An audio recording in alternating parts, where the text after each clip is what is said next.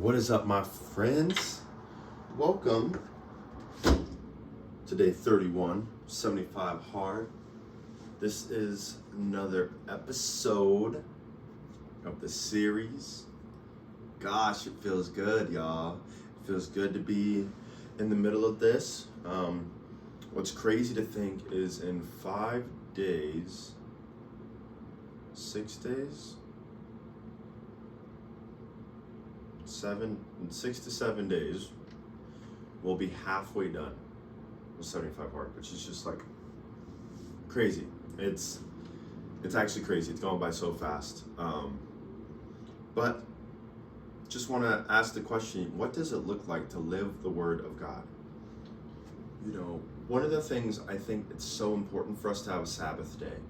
In today's culture and society, everyone just work as much as you can, rest when you can, but no, it's actually not supposed to be that way.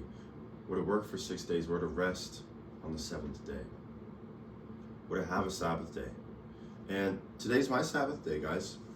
So I rested. It's funny how at the beginning of this challenge, I was like, I'm gonna stay true to the challenge and work out even on my Sabbath. And now here we are on week 5, and it's like, you know what? No, we're taking a Sabbath day. Now,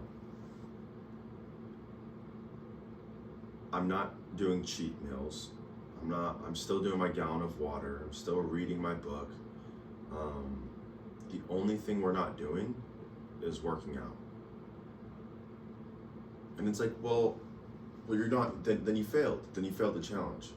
Technically, yeah, I suppose so. But I'm not mad about it. And it doesn't feel like failure to me. Again, technically, by the requirements of the challenge, you miss one day, you have to start over. We're not going to start over. Why? Because it's good to have a Sabbath. We need a Sabbath. And I was the type of person that was so gung-ho on, I don't even care about a Sabbath day. I'm going to work out because that's what this challenge is, and I'm doing it on purpose. And coming to find, we need rest. Even in the middle of working so hard, even in the middle of pushing, it's better to be 100% of yourself 80% of the time than 80% of yourself 100% of the time. We have to rest. And I've been pushing myself. I'm happy. I'm happy to be pushing myself and challenging myself. And I look forward to the day of rest, to the day where I don't have to be anything for anyone. I get to go to Bible study. I get to read the Word of God. I get to fellowship with friends, community. It's different. Rest is good. It's restorative. So I'm just grateful for this day. I went and saw the chiropractor this morning. Guys, I'll tell you what, like this. I just have to stand up real quick because my back is a little sore right now. I'll put it like this. I've had issues with my sacrum for quite some time now. The Lord healed me, and then I was drunk one night, living with my mama, and I locked myself out the house. So I was trying to climb up the balcony, and somebody called me. So I went to answer the phone. I'm hanging from the balcony on the phone, and then my grip slips, and the next thing you know, I fall like 10 feet and land on the concrete right on my hip. Just so dumb. Just so dumb. Then I've had back issues since then. My sacrum would lock. I'd have to get an adjustment to unlock it. And it's not cheap.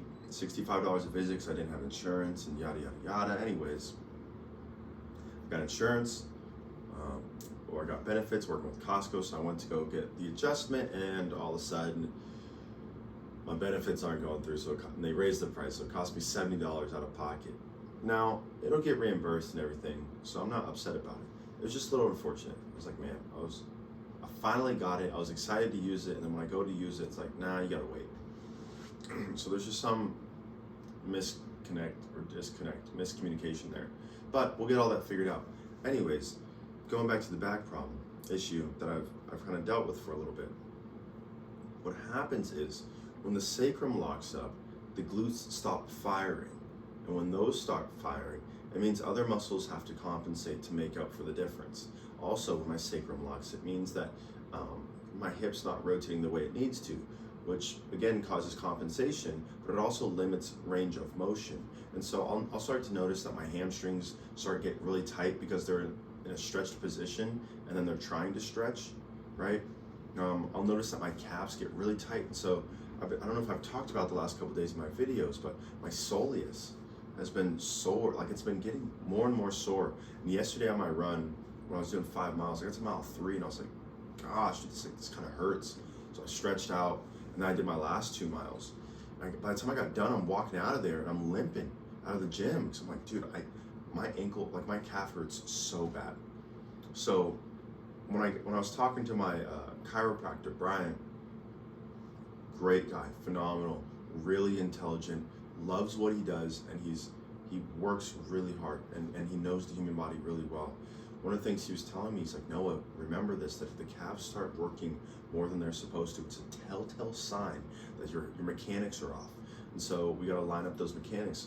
But he's not the type of chiropractor that's like, I'm going to adjust you, not tell you anything, and then you come back, and then I don't want to get money from you. No, he's like, this is a temporary fix. Now, this is what you need to do. If you don't do the work, you're going to be back here. If you do the work, you'll probably be back here, but the time between the visits will be less. And I appreciate how upfront and honest he is about everything. He's real.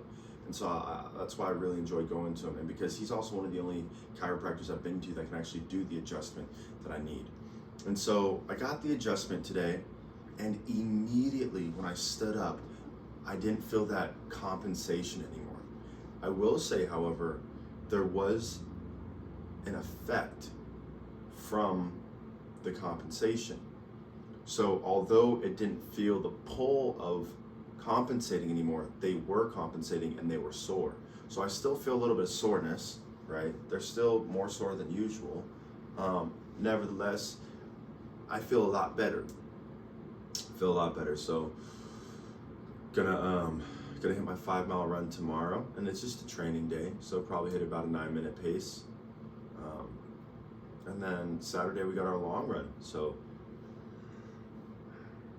it's really good.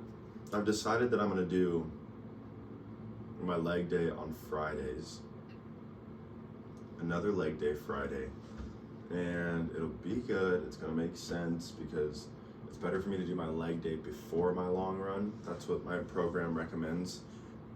So I'll do my leg day Friday, long run Saturday. And guys, this Saturday is Valentine's Day. Gosh, and it's nice to be, it's weird, another year single on Valentine's Day, but that's okay. It's really okay. I really feel like God's growing me so much, and I'm not in a rush to, let me tell it like this. Brother would love to be in a relationship, but I understand that anything that pulls me away from God, I don't want it. I don't want it. And if I'm not helping you become a better woman of God, you shouldn't want me either. And if you're not helping me become a better man of God, I don't want you. And that's called standards. That's called boundaries. That's called morals, right? Everybody got different things that they want. Now, yes, I want to be physically attracted to my girl. But it's like, what does your heart look like? You know what I'm saying? That's stuff that's attractive. You know, I went down to Vegas about a year, coming up on a little over a year ago. Yeah, January last year. I went down there. I'd been about 6 months sober at this point, 5 months sober. And it was kind of a test for me. My family, my dad's side, some of us, we go down to Vegas, hang out down there, kick it, it's a good time. Back when I used to get wasted with them, and this time I didn't drink, I didn't smoke, no nicotine, I was completely sober. I did have some candy though. I was eating my sugar, you know what I'm saying? I was eating my sweets. Gosh, I love candy so much. But anyways, we down there, and it was a testing to see. And what's great is I was able to trust myself to be in Sin City, where temptation is everywhere. And it's so, you walk down the street, you can drink, you can smoke, you can whatever, in casinos, outside, everything, gamble, all of it. And I didn't do it. And I felt so good about, I had so much more trust in myself. One thing that I noticed, I was like, objectively, there are some good looking women down here, but I wasn't attracted to them. You know what I'm saying? There's a difference between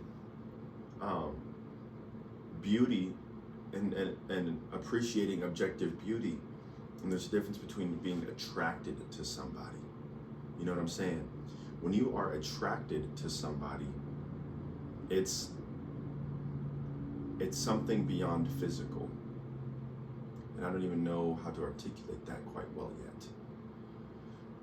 But I noticed first what was not attractive to me. Right? And I think this is kind of the way things go, right? You realize you have something, then you don't have it, and then you don't necessarily know what you want, but you know what you don't want. And then that thing that you don't want turns into, okay, these are the qualities that I want. And then it turns into, these are the things that I want to, this is what I actually want. It's a progress, right? And so I went from, this is what I want in a relationship, to actually, no, scratch that, I don't want that at all. Okay, let me find out what I don't want. And by finding what I was attracted to, I started crossing off what I was not attracted to. One of those being seeing someone sloppy drunk. I was like, man, that's just not attractive. That's just, and that might not be them. They might just be letting loose for the weekend, and it's, don't judge them, right? But I was like, wow, I actually don't find that attractive. And it's funny because that's something that I used to do all the time. Be blackout drunk and not in control of myself. I'm like, thank God that I don't do that anymore, right? Vaping, I'm like, ugh. And hear me out. No shame to anybody. I used to do that. I used to do it a lot, to the point I was like addicted to it. I couldn't stop doing it. Anytime I saw, oh, can I hit that? Can I hit that? Can I hit that? I loved it. I used to love that, but not anymore. I asked the Lord to take that from me because one, it was affecting my health, but two, I just didn't like the way I was dependent on it. Waking up in the middle of the night to take a hit. Sometimes I would hit it and I wouldn't be able to breathe for a couple seconds. Like, you know what I'm saying? But I was like, man, I don't think that's attractive. It don't mean that I ain't gonna be friends with you. It don't mean that I'm gonna judge you. But I'm like, man, looking for a partner, someone that I can spend the rest of my life with, that's not something that I'm attracted to. It's not to say that we can't grow together and that even though I don't like it now, that's, you know what I'm saying? Like, all the things, I'm not just checklist. I'll get to that point in a second. Now, smoking weed. If you want to smoke weed, that's cool. I'm not judging. I'm just saying, it's not for me. I know how much I really enjoyed doing it before, and I don't want to be around that. And that's okay. Now, I think there is a difference, and this is the way that I perceive relationships. Now, do what you want. This is the way I view it. So many people in today's culture have a checklist, and they start people right here on the ground, right? Like, oh, check, and then they lift them up a little bit. Check, and then they go a little higher, and they have this, and they're 6 feet tall, and they got money, and they got a good job, no kids, and they take care of themselves, and they love Jesus, and no baby mama drama, and they smell good, and they have their own place, and they have a nice car, and right, and then they just yep, and then it gets to a certain threshold where they say, okay, that's good enough. That's good enough for me. You meet my requirements. You can date me now. You can get to know me now. However, what that does is if there's some serious red flags, but they check off all these things, It's because they made it up high enough, you're like, well, I'll just deal with it. It's not that big of a deal. Okay.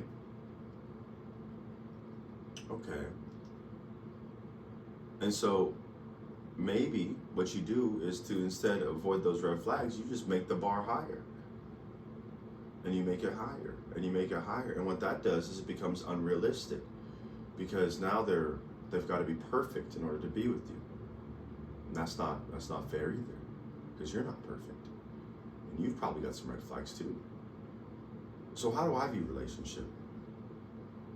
The Bible tells us that he who finds a wife finds a good thing and also finds favor in the eyes of the Lord.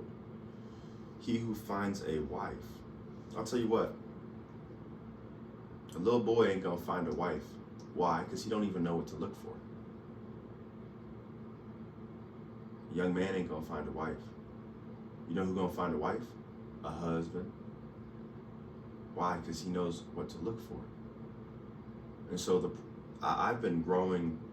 God's been teaching me and developing me to become a husband. So you can be a husband before you're actually married. Because the likelihood of you getting into a relationship and then becoming someone else, you trying to turn into a housewife, no, it don't work like that. No.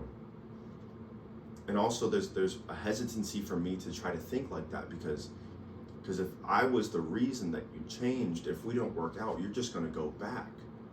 But if you don't do it for yourself, if you don't do it for something greater than yourself, albeit God, you'll just return back to what you went through. So because God is leading my life and the head of my life, he's changed me and grown me into the man that I am and am becoming, right? And so what does my checklist look like? Mine's opposite. I start mine at the top down. When I meet you, I put you in the category of wife already. I don't build you up there. You start there. You start there, and I treat you that way. Now, I don't give you everything that I give my wife, right? Because you ain't my wife yet. We ain't crossing no physical boundaries. I don't get down like that, right? But understand, like, oh, she's up. Oh, she's wonderful. She's got this, but she has no relationship with God. You're automatically taken out of that position and put into friend. But she's great. That's awesome, and we unequally yoked. Like for me, it is that simple. You know what I'm saying? Like for me, it is that simple. Of she's everything that I want, and she has a great heart, and she has great morals, but she doesn't love Jesus. She don't even know who he is, and she don't want to get to know him. We can be friends.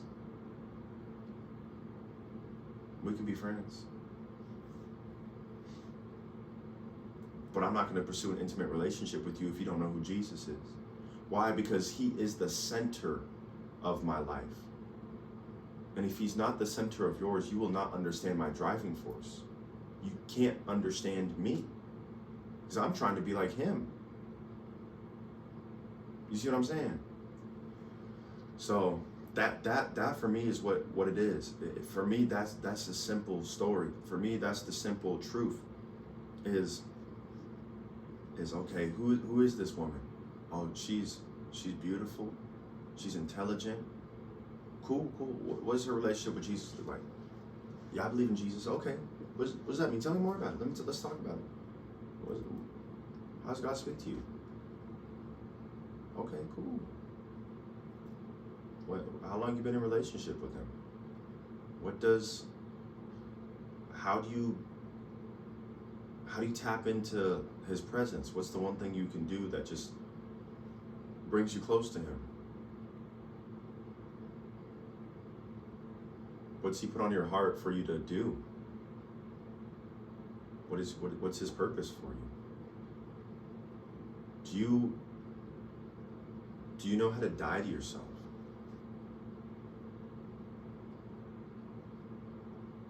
Is he the center of your life, right? Like, that's the thing is I feel like God's called me to something great. He's called me to something great. And I know that having a partner that he's also called for whatever it is that he's called her to is going to be necessary, that we can build each other up, that we can pray over each other, that we can intercede for each other, that we can love on each other the way that we've learned how to love from Christ. The way Christ loves the church, let us love each other. Let us be an example of love. And see, that's not something that so many people want to be in relationships so bad that they're willing to forego something good to have something that satisfies them in the moment. No, guys. No. When I meet you, I'm going to open your door. I'm going to let you know, hey, I'm trying to get to know you. And I want to grow a relationship with you. And I really want to get to know your heart. And I'm going to treat you with respect and kindness. And I'm going to court you well. It don't mean that I'm going to be spending all my money on you, because I ain't got it right now, for real. Even if I did, we can do other things that don't require money, because I don't know you yet, but I want to. You see what I'm saying? And let's build a friendship before we try to build a relationship. You know, I think that gets tricky, especially in the way people, you know, I don't even know if I want to talk about all this, but I am right now. I don't really believe in dating multiple people at the same time. No, that don't make no sense. You talking to somebody, commit to that person. You ain't got to worry about me trying to go mess with other girls. And that's what I'm talking about. Like, it's not like you're going to get in a relationship and then fix it. No. Why? Because he who finds a wife finds a good thing. I don't got no girls. You know what I'm saying? Why? Because when I meet my wife, I don't want to have to get ready, because I already am ready. So when I meet her, we can just start. I don't have to cut off. I don't have to break off old relationships. I don't have to. No, I got boundaries in my relationships with the girlfriends that I have in my life. We can hang out in public groups, public settings. We're not driving places together. You can drive there, I'll meet you there. You see what I'm saying? Like, everyone's like, men and women they can't be in relationship with each other. They can't have platonic relationships. That's a lie. The devil is a lie. It just requires boundaries.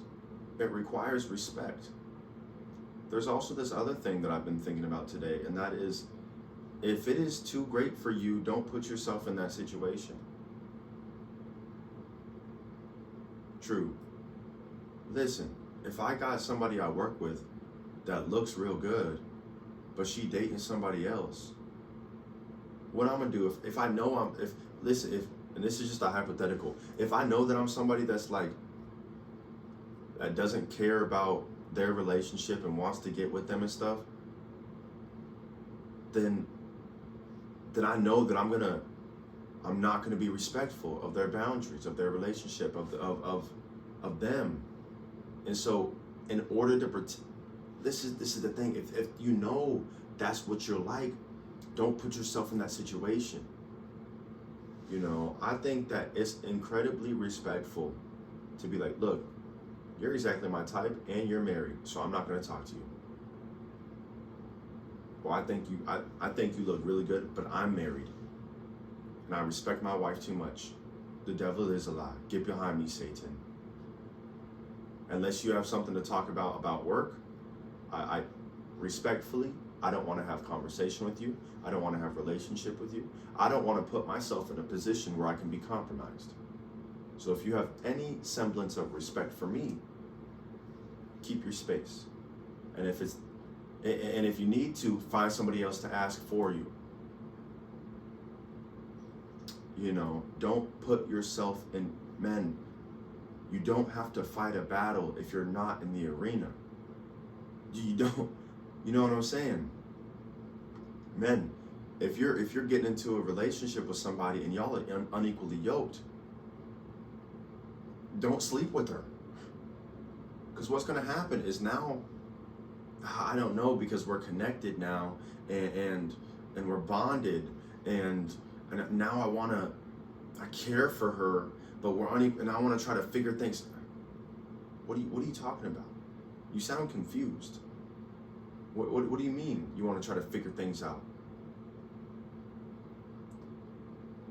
Listen, when it comes to living for Christ, you're either hot or you're cold. You're either living for him or you're not. Now, it's a journey. I completely understand that. There's progress that gets made. God accepts us exactly where we are, and he grows us, matures us, and on our journey he asks us to let some things go, and he heals us, and he develops us, right? So let me not be ignorant to that and speak as though I'm not aware of the reality of life. I also want to say, be honest. Be honest with yourself. Be honest with the situation. If you know that you're the type to be like this, find some people to help hold you accountable. And be vulnerable. You gotta speak to it before it happens. Hey, bro, it's starting to come up again. I know. Listen, men, we gotta hold each other more accountable. But that means that we gotta give each other the space to be held accountable. So that might look, brother, like you calling a friend and say, hey, bro, I'm here for you. Anything you need, anytime you need to call. I don't care if it's 1 o'clock in the morning. I don't care if it's 5 o'clock in the afternoon. I don't care if it's this, if it's that. It's going to be a season where you're developing and you're growing. And I'm here with you every step of the way. So don't you dare think that you're too much. Don't you dare think that I don't care about you. No, before it happens, give me a call. I'll meet you. I'll be there for you. I'm here with you. See, the thing about leadership, guys, is that it doesn't look like, leadership looks like servitude. I'm going to be a good leader by serving you the best I can. And if you need a brother that's going to be there for you, if you need me to pick you up, if you need me to get you out of this situation, if you drunk at a bar right now and you feeling a little flirty, call me. I stay sober. I'm going to come pick you up. You know what I'm saying? This is why we need to be in sober minds, man. We got to take care of each other. We got to help each other so we can take care of our women. Because Adam ate the fruit, but Eve was the one that was deceived. Adam sinned. Adam took on the weight of sin. There were consequences for Eve, but Adam bore the weight of the sin. Men, we're the ones that bear the weight of wrongdoing. We're the ones that are the heads of our wives. We're the ones that are supposed to be leading and leading by example. And I'm telling you, that doesn't start when you get married. That starts before. That's a journey that we all must go on. And so I encourage you to get tapped in with the group. I encourage you to find mentors. I encourage you to mentor the youth. I encourage you to find elders. I encourage you to find teachers, to find leaders in your lives, to get tapped into a church, to go under authority, to have a pastor that can speak into your life. I encourage you to submit to the will of God. Go where he asks you to go and do what he asks you to do. I encourage you, men, to work hard, to put in honest work. And I encourage you, men, to rest. Take your time off. Rejuvenate. Rest. Rest. So many men suffer in silence because we're not willing to be vulnerable with each other. Because we're not willing to, and when you're not willing to be vulnerable, you don't actually build deep relationships with each other. And when you don't build deep relationships with each other, you can't actually build community with each other. When you don't build community with each other, you can't actually hold each other accountable for anything. Why? Because you're not willing to be vulnerable with each other, to tell each other what you're actually dealing with. Hey, bruh, the very thing that you're dealing with is something that I've already dealt with, so let me help you. But because you won't speak about it, power of life and death is in the tongue. Because you won't speak about it and speak it down and cast it down and take all thoughts captive, because it's holding you captive. No, you take it captive. You have already won the battle. The victory is yours. No weapon formed against me shall prosper. But if you bow down to it, if you shrink and minimize yourself when you come up against the battle, no, do you not know how big your God is? How good your God is. He is way bigger, I promise you, than any of your problems. Jesus outweighed everything in the universe. If you took a scale and you put sin, death, the grave, everything on this side, and you put Jesus, years and years and hundreds and thousands of years of evil, and you put Jesus on this side, Jesus outweighs it every time. That's how good he is. That's how merciful he is. That's how gracious he is. So fellas, we gotta learn. Let us do our part and learn. Let us live the word of God. Study. Why can we call ourselves Christians, and we've been Christians for 15, 20 years, and we can't even read? We don't even know. We haven't even read the whole Bible. I'm not saying that you can't believe in God and you can't accept him as your Lord and Savior. But I'm talking, I hope somebody hear this, to the men. What are we doing? We're pretending.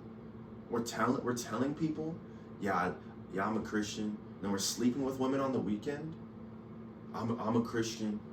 But then we're getting blacked out drunk because we don't want to deal with our problems, because we're not willing to be vulnerable with each other unless we have a little liquid courage. The devil is a lie. Come on. Let's have a conversation. Let's be vulnerable. I'm not saying you got to do it all the time, but find a community of brothers that you can talk to. I don't care if they're online across the country. Reach out, tap in. We're saying that we're men of God, but we don't show love, but we don't show mercy, but we don't show kindness, but we don't show gentleness, but we have no peace. Guys, we got to be honest with ourselves. What are we doing? But we don't have joy. We're unhappy about everything. Something bad happens and we don't even know who we are anymore. We get fired from a job and we lose our identity. No, if your identity is outside of Christ, you'll always run into an identity crisis, because things outside of Christ don't last forever. Guys, what are we doing? What are we doing? It's so much bigger than just this. You can't lead other people if you don't know how to be led. As men, we're called to be leaders. That's everyone. Every single man, we're called to be leaders. Lead yourself well. Be led well. I'm trying to tell y'all, submit to Christ. Allow him to be the head of your life. Follow him and allow him to order your steps. What you'll come to find is that everything that you've wanted, that you've desired, will start to be like God's already put it in your path. He knows your heart. He knows the desires of your heart. He's already orchestrated everything in the path. He just needs you to start walking. And you think just because you don't get it today that you ain't ever going to get it. But it's not. It might not be the thing that you need right now. And he's got to do some healing, some growing, some breaking off of chains and shackles that have been holding you down. He's got to develop you and grow you. Men, come on. Let's get the bigger picture here. And what is the story? The story is that we think that we got to do it alone. And that's not the case. That's not the case at all. But it's hard when you have to say, where do I start? Where do I start? Let us start leading our lives better. If you're someone that stays up late because you ain't work till late, find a purpose. You know what I'm saying? Go work out. Find a reason to get up in the morning so you can go to bed at night. Find a reason. Make a plan and start chasing out. When was the last time you did something that you've always wanted to do? When was the last time you pursued a dream? When was the last time you were excited about trying something new? We get so caught up in I gotta make money, and I gotta do this, and I gotta do that we forget about, we get so caught up in surviving that we forget to live. Y'all, what do you like to do? Imagination is a muscle. You gotta exercise it to grow it. Otherwise it'll diminish. When was the last time you imagined something? When was the last time you practiced being creative and bringing into reality what once lived in your mind? Whether that be with your hands, physical work, building something, drawing something, writing something, creating something. When was the last time you were creative? When was the last time you went and ate food by yourself at a restaurant? When was the last time you took yourself on a date and asked yourself questions? You're so concerned about learning other people. When was the last time you got to know yourself? When was the last time you got to know God and His plan for your life and what He wants for you? You see what I'm saying? I think because we think that we gotta get that one thing. When I get that one thing, everything's gonna be better. But then we get it and we have it for a second. And then we get used to it. We get comfortable. And now we're comfortable again. And now we gotta have that next thing, and that next thing, and that next thing. And all you're doing is running from the very thing that you actually need. No, because you think you got it all figured out. No, start with one thing. Okay, I've been talking about the good. Let's go to the other side of that. What's the one thing that you need to deal with? That you know that you need to deal with? That you know you struggle with? That you know has been a stumbling block for you? That you know has been a stronghold in your life? That you know is something that you've dealt with for a long time, but you refuse to deal with it? What is that weight that you've been carrying? It might not even be a sin anymore. It could be a weight of something that you did, but you never let go. What is that? Talk about it. If you gotta go to therapy about it. Fellas, come on. I don't want to see men and women of God, especially men of God, in bondage, chained through life, weary, trying to do well, hurting and broken. Why? Because you can't lead the way you were supposed to. You can't run your race holding all this weight. We've got to let it go. We've got to heal from the things that are holding us back. We've got to grow from the trauma that we grew around. We've got to do some excavating of the soul to dig up some of these old fossil fuels that fuel. We've got to dig up some of these old fossils that fuel our emotions and make us act out when things go bad. Make us act out when we get uncomfortable. That make us act out. No, guys, let's deal with it. Let's deal with this. Stop running. Stop fighting. Stop turning off. Yea, though I walk through the valley of the shadow of death, I shall fear no evil, for your rod and your staff, they comfort me. For you are with me, your rod and your staff, they comfort me. Psalm 23:4, God is with you. Walking, and He's willing to walk with you through those valleys of shadows of death, those hard places that you don't want to admit. He said, David says, yea, though I walk through them, I shall fear no evil. What does this mean, guys? These places that you're afraid of, you can walk through them and not be afraid. And you can be freed. Here's the thing, God's not taking you back to leave you. Rather, He's taking you back to find the pieces of you that were left behind. See, God allows you to go through a situation.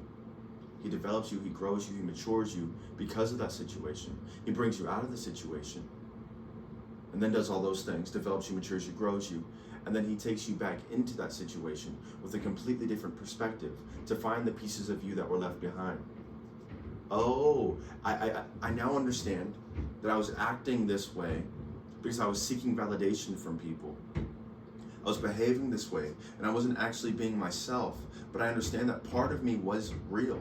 Part of me was authentic. So now I'm going back through and looking at these old stories, understanding where it is that I was me, but I'm seeing where it is that I was fronting, that I was acting, that I was wearing a mask and not being my true self. And so I can take the good bits from those and say, I can see where I messed up and where I failed. But now I'm learning how to be myself in this moment. But it's because he took me back. But the problem that I had is I used to go back there and set up camp there. I used to sit there and dwell there and be sad that, oh man, I wasn't me. I wasn't acting. Brother, I know it's hard to see that, but you're not that man anymore. And he's not taking you back to remind you of who you used to be necessarily. No, he's trying to grow you. God is so intentional, and he has a purpose and a plan for your life. And if he's taking you through something, if he's asking you to go to the mountaintop, it's for a reason. He has a plan. He ain't just doing it for nothing. Today is day 31 of 75 Hard. And I'm learning what freedom looks like. I'm learning how to say yes. I'm learning how to say no. I'm learning how to say, okay, God, I hear your call, and let me be obedient. When you ask, is there anyone, let me, here, pick me, Father. I'm a willing servant. Let me be led by you. Use me. Teach me, grow me. Even if it makes me uncomfortable, if you're asking me to do it, it's because you have a plan. Let me be obedient. Young man, we got some work to do. We got some work to do. But there is a powerful God who's willing to walk with you every step of the way, who knows your heart so intimately that he can walk on your wounds and not hurt them, but heal them. He knows how to wrap his hands around you and comfort you. He is so good, beyond your wildest imagination, and he loves you. He showers us with his lavish love. He loves us so much more than we can ever understand or comprehend. But we got some work to do. If you don't know Jesus,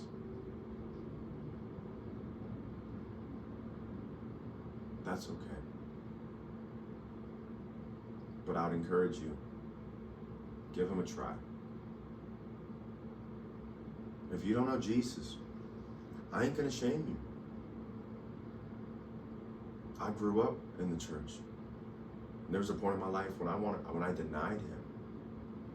I said, I know you're real, but I want to live in the world. Leave me alone. I started to disassociate. I couldn't feel. Like I'd touch stuff and I'd feel pressure, but I couldn't feel texture anymore. I lost taste. I'd eat food and there was just no taste. I was losing color. Couldn't see as well. I was disassociating. Sounds became muffled, and I was just existing. Living in paradise. Existing. Smoking, drinking. Coping my butt off. Trying to escape the reality that I wanted to live in. And the Lord brought me to a place. He said, Noah, make a choice. Either you're going to live for me or you're not.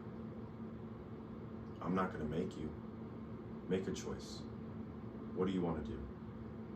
And it was in that moment that I was like, Lord, no matter how how hard it gets, no matter how many tears I cry, no matter how bad I ache,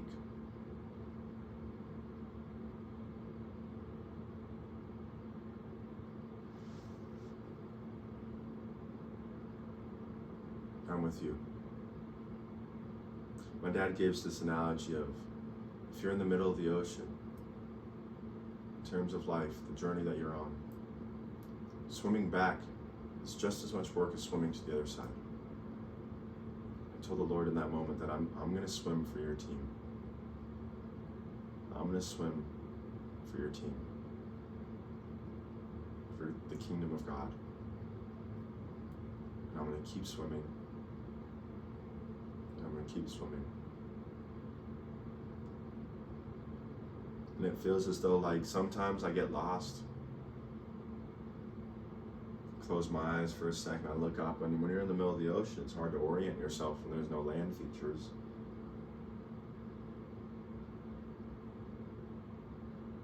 But if you close your eyes and listen, you can hear him calling. When it gets dark out, you can look up to the stars and find direction. And I told him I was going to swim on his team. No matter what I went through, that I was going to do it. And it was the best decision that I ever made. And he said, all right, Noah, get ready. It's about to get rocky.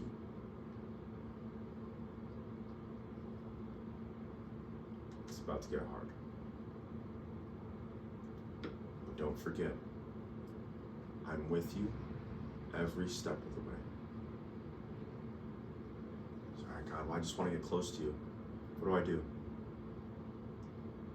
I said, right now, son, you're drinking, you're smoking, you're using nicotine a lot. It's not allowing you to get close to me. Every time you get drunk, you get horny. Every time you get drunk, you want to use nicotine. And then you like the way you feel when you're crossed, you want to smoke weed. So now you're watching videos, and I need you to, we got to deal with that. All right, God, I want to quit nicotine, so I'm going to quit that. I know that every time I drink, I also want to quit, it makes me want nicotine, so I'm going to quit drinking as well. So I gave up nicotine and alcohol. The Lord took the taste right out of my mouth of the nicotine. I tried to put a Zyn pouch in. I put 2 6s in, bottom deck. Nothing. I didn't even feel the buzz. It felt like there was nothing in my mouth. I could feel the pouches, brand new pack. I said, all right, got it. Quit nicotine the next day. Quit drinking. But then it came to, I liked smoking weed. I really did. Because I just felt like I got an escape. My mind, it works so much and it's so beautiful. But I just wanted to escape it because I didn't want to deal with things. There were some things that I didn't want to deal with. You feel me?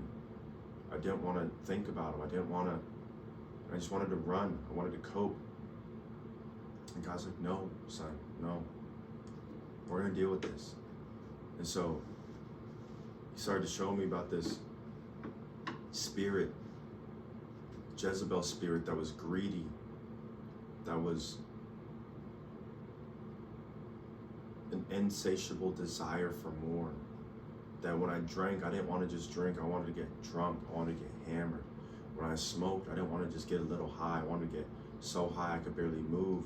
I was always chasing this high when I ate food. I couldn't stop. I wanted more and more and more. And when I worked out and played soccer, I couldn't just be okay. I had to do more and more and more. And I kept pushing every area of my life so hard. But the Lord revealed that to me. And then he healed me from that. And he grew me. He said, all right, Noah, we got some more work to do. And I quit smoking weed 2 days after I quit nicotine and alcohol. And August 22nd, 2024, I went completely sober. Thanks, glory be to God. At 25 years old, completely sober. All my friends still drinking and smoking. A lot of them still sleeping around.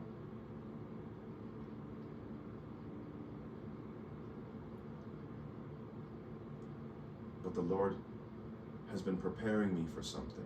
This is what I'm talking about when I was saying earlier about men and relationships, how you don't just become a husband. No, it starts way before then. This March will be 2 full years since the last time I slept with a woman. Because the last time I slept with a woman, I was convicted, full of sorrow. Like, what am I doing? Just felt so bad. I know I'm not doing what God wants me to do. I stopped, haven't done it since. Why? Because one, that's not fair to my wife. To think that I'm gonna be sleeping around with all these women and then all of a sudden meet my wife and then we just, no. I'll break it down like this. In that moment, I recognized other spirits of men that she slept with come into that room with us. And I knew that I wasn't alone sleeping with her. I hated it. And I was like, there's no way I'm going to allow myself to bring in other women into the bedroom with my wife from ones that I've slept with before. And so there was work that I had to go through. And the Lord took me on a journey, and He healed me, and He grew me, and He's still healing me. I'm not perfect, guys. He's still growing me. The journey's not over yet. What I'm trying to articulate is this, that Jesus was the very best decision that I've ever made in my life. And if I never make a good decision again, He outweighs all of them. If I only ever make good decisions again, He outweighs all of them combined. I'm so grateful for Jesus, for what He's done in my life. I was but in a labyrinth with a lens of trauma and pain. I couldn't make the right decision to get my way out. But He came and found me and met me in the middle, in the bottom of that pit. And He said, son, what do you want? I can get you out of here, but you have to want me. And I said, yes, Father. And He grabbed a hold of me, and He hasn't let me go. And even when I try to run, even when I try to let Him go, His grip on me is so great that it's greater than the grip of this world. And even though I find myself doing things I don't want to do, He still says, Noah, but you're growing, and I'm not letting you go. And He keeps pulling me forward. And guys, I'm grateful for Jesus. And just because you might not see it, there's so much that He's doing in my life that I can't do nothing but be grateful for. He's doing so much. So I guess I wanted to share that with you guys. That